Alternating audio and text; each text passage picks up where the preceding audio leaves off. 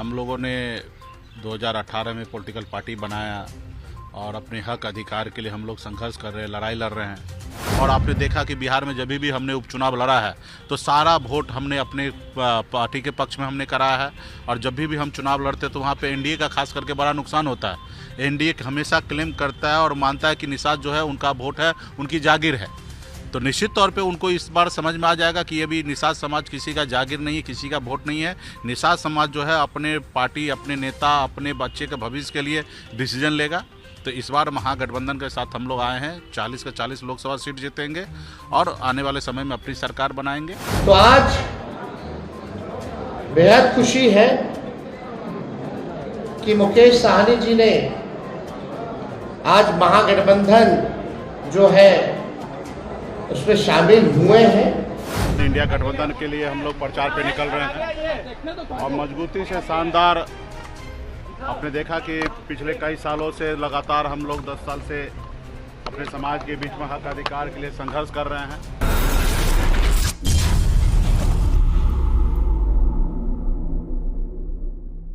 एक गांव में बाप बेटे रहते थे। बेटा जिद करने लगा कि पिताजी मुझे बताइए राजनीति है क्या, मैं जानना चाहता हूं आखिर राजनीति लोग क्यों करते हैं। वो इसलिए पूछ रहा था क्योंकि पिताजी उनके पॉलिटिक्स में थे। तो पिताजी ने बच्चे से कहा, अपने बेटे से कहा कि बेटा राजनीति बहुत ही गंदी चीज़ है, इसमें मत पढ़ो, पढ़ाई लिखाई करो, नौकरी करो, बिजनेस करो, ये सबसे अच्छी चीज़ है। लेकिन फिर भी बेटा नहीं माना, अपनी जिद पे अड़ा रहा। पिताजी को बेबस होकर बताना पड़ा कि चलो छत पे चलते हैं, बताते हैं कि आखिर पॉलिटिक्स है क्या, राजनीति है क्या, वही बताएंगे। जाहिर सी बात है पिताजी की बात मानकर बेटा छत पे चला गया और पिताजी भी चले गए। तो पिताजी ने कहा कि बेटा नीचे कूद जाओ और चोट वोट नहीं लगेगी, आप घायल नहीं होंगे, इंजर्ड नहीं होंगे। पिता की बात मानकर बेटा जो है जंप कर जाता है। वो सोचता कि पिताजी कह रहे तो सही ही कह रहे होंगे। जब वो जंप करता है तो उसका पैर जो है क्रैक हो जाता है, फ्रैक्चर हो जाता है पैर में।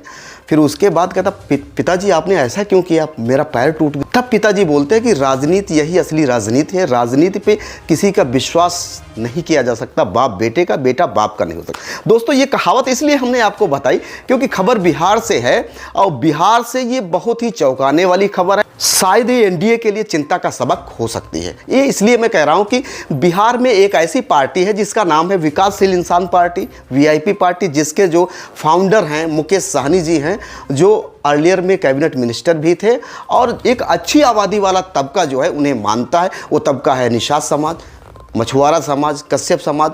तो और अत्यंत जो पिछड़े वर्ग हैं उसमें भी खासी अच्छी पैठ है इनकी, मुकेश साहनी जी की। अब मुकेश साहनी जी ने गठबंधन कर लिया है। जी हाँ, आप सही सुन रहे हैं। और गठबंधन किससे हुआ है? इनका आरजेडी से हुआ, राष्ट्रीय जनता दल से हुआ। राष्ट्रीय जनता दल वही पार्टी है जो महागठबंधन में है, इंडिया का एक प्रमुख घटक है। अगर बात करें बिहार की 40 सीटें हैं, इन 40 सीटों में मछुआरों का अच्छा खासा वोट बैंक है। कहीं ना कहीं लोगों ने जो हाइपोथेसिस सेट किया था, नैरेटिव सेट किया था, उस पर मुकेश साहनी भारी पड़ने वाले हैं। देखिए प्रेस कॉन्फ्रेंस में तेजस्वी यादव ने मुकेश साहनी के लिए क्या कहा और 3 सीटें देने के लिए ऐलान भी किया। वो कौन सी सीटें हैं इस वीडियो के बाद मैं आपको बताऊंगा। तो आज बेहद खुशी है कि मुकेश साहनी जी ने आज महागठबंधन जो है उसमें शामिल हुए हैं और हम सब लोग, पूरा राष्ट्रीय जनता दल परिवार, सभी हमारे महागठबंधन के सभी साथी, इनका हम लोग स्वागत करते हैं। और आप लोग सब लोग जान रहे हैं कि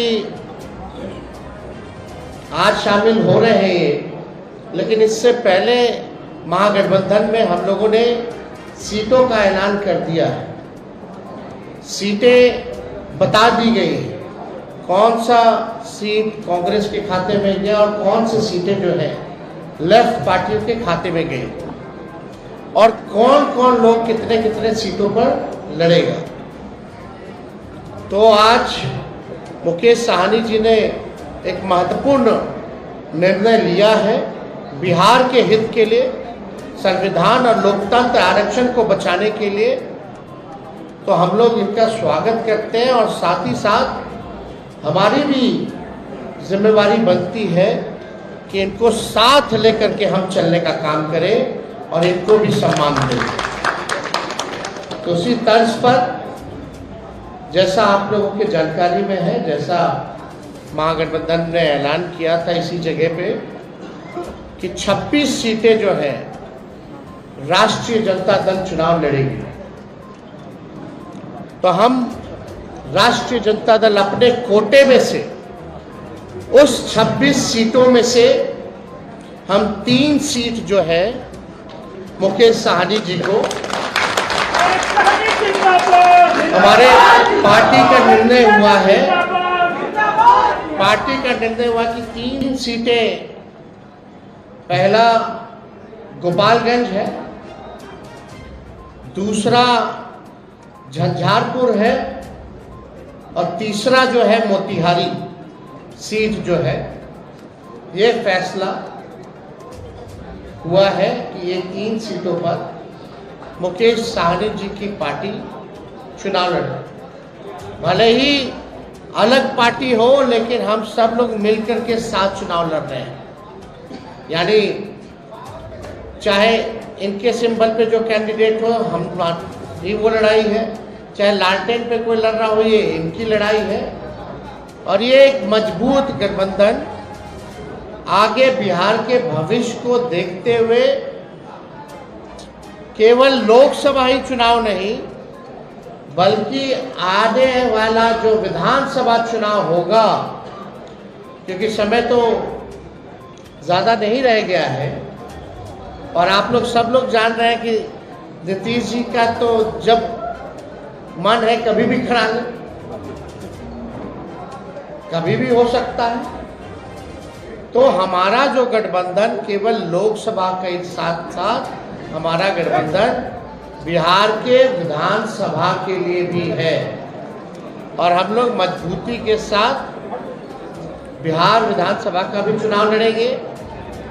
और समय भी जो सम्मान की बात लगातार मुकेश साहनी जी करते रहे हैं, तो जिस प्रकार से राष्ट्रीय जनता दल ने, महागठबंधन ने इनका सम्मान दिया है लोकसभा के चुनाव में, विधानसभा के चुनाव में भी हम लोग इनको सम्मान देने का काम करेंगे। जी हाँ, हमने बताया था कि वो 3 सीटों पे समझौता। वो 3 सीटें कौन सी हैं? गोपालगंज है, झंझारपुर और मोतिहारी है। यहाँ पे भी निषादों का अच्छा खासा जो है बोलबाला है, अच्छी खासी जो संख्या। अगर बात करें बिहार की 40 सीटों की, यहाँ पर आप ये जानकर आश्चर्यचकित हो जाएंगे कि 50 लाख से ज़्यादा वोट बैंक इस समाज का है। दोस्तों, अलायंस के बाद एनी के एक संक्षिप्त इंटरव्यू में मुकेश साहनी ने क्या कहा, सुनिए आप वीडियो में। हम लोगों ने 2018 में पॉलिटिकल पार्टी बनाया और अपने हक अधिकार के लिए हम लोग संघर्ष कर रहे हैं, लड़ाई लड़ रहे हैं। और चुनाव का समय था और हम लोगों ने निर्णय लिया था भाई जब तक आरक्षण पे दल समझौता नहीं होगा तब तक वैसे गठबंधन नहीं करना है। तो हम लोगों ने निर्णय लिया कि भाजपा के साथ गठबंधन नहीं करना है, क्योंकि हम लोगों ने पूरे बिहार में संकल्प यात्रा के तहत हाथ में गंगा जल लेके सभी लोगों ने, हमने खुद भी संकल्प लिया था, कसम खाया था कि अपने आने वाले पीढ़ी के हक अधिकार के लिए लड़ाई लड़ेंगे, संघर्ष करेंगे। जब तक आरक्षण नहीं देगा तब तक गठबंधन नहीं करेंगे। तो उस निर्णय के तहत हम भाजपा से गठबंधन नहीं किए। उसके बाद रहा कि अभी उसके बाद क्या करना है, तो उसके लिए हम लोग वेट कर रहे थे और फिर लगा कि नहीं, 10 साल से नरेंद्र मोदी जी की सरकार है, कई बार उन्होंने वादा किया है और वादा करने के बाद भी पूरा नहीं किए, तो निश्चित तौर पे सरकार बदलेंगे और जब नई सरकार बनेंगे राहुल गांधी जी के नेतृत्व में, तो वो सरकार में हमारी ताकत होगा और वहाँ पे हम लोग चाहेंगे कि आरक्षण हो। और राहुल गांधी जी का भी एजेंडा है कि जिसकी जितनी हिस्सेदारी संख्या है उतने उसको हिस्सेदारी मिलना चाहिए। तो उस एजेंडा के तहत अभी हम लोगों ने महागठबंधन में आए हैं। 3 लोकसभा सीट पे हमारी पार्टी चुनाव लड़ेगी, गोपालगंज, मोतिहारी और झंझारपुर, और वहाँ पे हम लोग जीतेंगे। हमारे पार्टी के नेता दिल्ली में जाएंगे, संसद भवन में जाएंगे, अपने हक अधिकार की आवाज़ उठाएंगे। वो बोलेंगे कि भाई जब बंगाल में निषाद को आरक्षण है, जब दिल्ली में निषाद समाज के सभी उपजाति को आरक्षण है, चाहे वो बिंद हो, बेलदार हो, नोनिया हो, मला हो, चाहे हो तियर हो, बनपर हो, गोरी हो, ये सभी 22 उपजाति को जब आरक्षण मिल रहा तो बिहार या उत्तर प्रदेश, झारखंड क्यों नहीं। तो निश्चित तौर पर यहाँ पर मजबूती से 10% हमारे पास वोट है। और आपने देखा कि बिहार में जब भी हमने उपचुनाव लड़ा है तो सारा वोट हमने अपने पार्टी के पक्ष में हमने कराया है। और जब भी हम चुनाव लड़ते तो वहाँ पे एनडीए का खास करके बड़ा नुकसान होता है। एनडीए हमेशा क्लेम करता है और मानता है कि निषाद जो है उनका वोट है, उनकी जागीर है। तो निश्चित तौर पे उनको इस बार समझ में आ जाएगा कि अभी निषाद समाज किसी का जागीर नहीं है, किसी का वोट नहीं है। निषाद समाज जो है अपने पार्टी, अपने नेता, अपने बच्चे के भविष्य के लिए डिसीजन लेगा।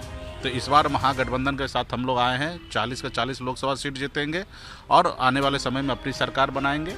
और ख़ास करके भाजपा तो एक सीट तो दे ही रहा था, लेकिन हमने निर्णय लिया था कि उनके साथ गठबंधन नहीं करना है, तो हमने निर्णय लिया है। और उसी तरीके से जो हमारे बिहार में हाथ में गंगा जल लेके सभी लोगों ने संकल्प लिया था, वो सभी लोग अपने संकल्प पे कायम होंगे और हम भी कायम हैं तो हमारे लोग भी कायम रहेंगे और मजबूती से लड़ा जाएगा। सिर्फ 24 ही नहीं, अगले विधानसभा के भी चुनाव होगा, उसमें भी मजबूती से रहेंगे। बिहार में हम अपनी सरकार बनाएंगे, सरकार में अपने लोगों का जो समस्या है राज्य में, वो राज्य का समस्या दूर करेंगे, केंद्र सरकार की समस्या दूर करेंगे। और हमारे पास एक ही विकल्प है कि संघर्ष करना। परिणाम तो समय आने पे हमें पता चलेगा कि परिणाम क्या होगा, लेकिन हमारे पास क्या है, संघर्ष करना। हम कोई रतन टाटा या अंबानी के घर में तो जन्म लिए नहीं, एक साधारण मछुआरा परिवार में जन्म लिए और संघर्ष के 900 रुपये महीने पे नौकरी करके मैं आज इस मुकाम तक पहुंचा हूं।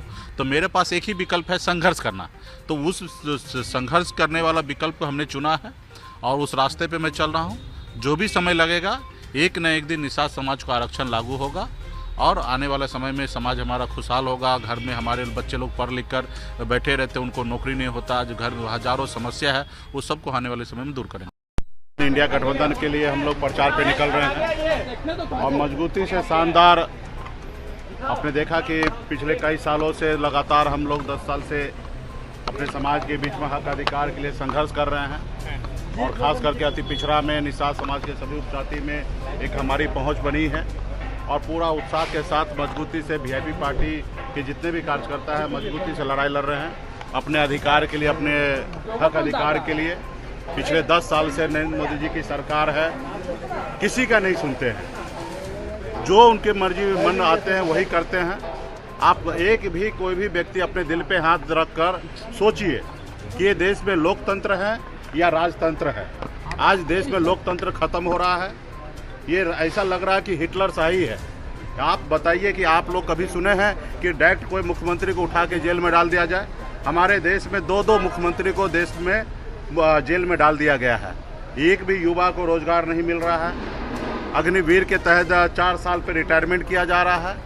सिर्फ 5 किलो चावल ही आज नरेंद्र मोदी जी समझ रहे हैं कि विकास है, लेकिन सिर्फ 5 किलो चावल देश में विकास नहीं है।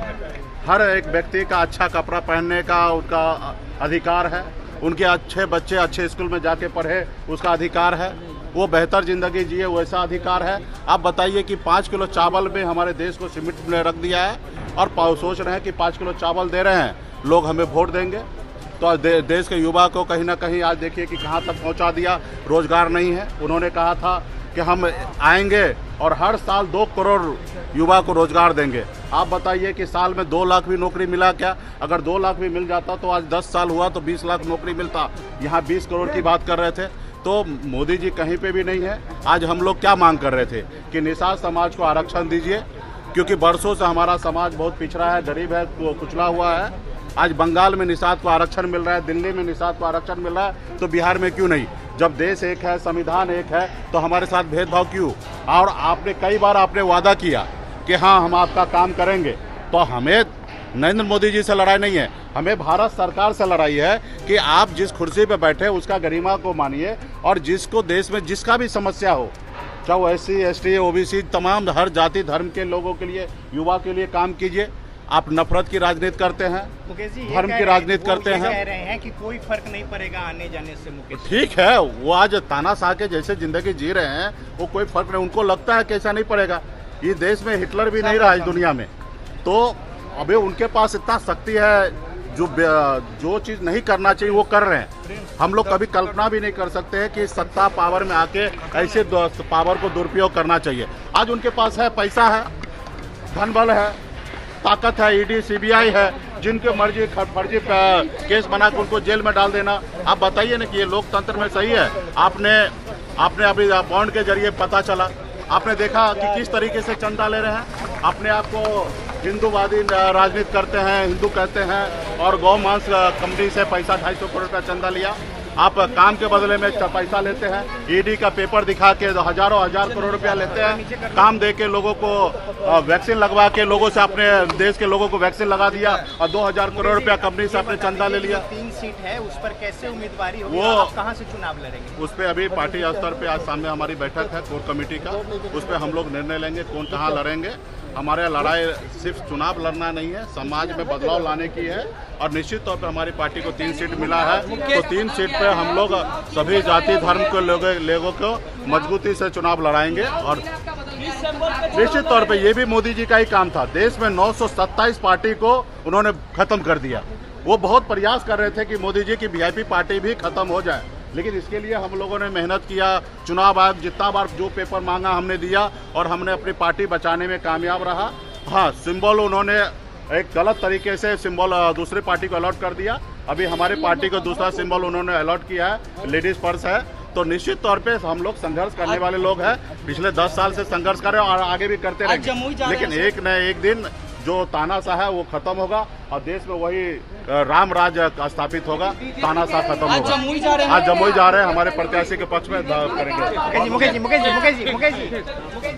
देखिए कि एनी के इंटरव्यू में मुकेश साहनी का सीधे तौर पे कहना है कि आरक्षण नहीं तो वोट नहीं, इसीलिए हमने एनडीए के साथ समझौता नहीं किया। अगर राहुल गांधी की सरकार बनती है तो निश्चित तौर पे जो हमारा समाज है उपेक्षित है उसे रिजर्वेशन दिलाने की पूरी कोशिश करूंगा और इनके हक अधिकारों के लिए लड़ता रहूंगा। दोस्तों, आज की वीडियो बिहार से संबंधित आपको कैसी लगी कमेंट बॉक्स में जाके अपनी राय जरूर दर्ज करें। आप देख रहे हैं न्यूज़ ताबड़तोड़, कैमरामैन श्रवण कुमार के साथ मेरा नाम बलवीर कश्यप है। जय हिंद, जय भारत।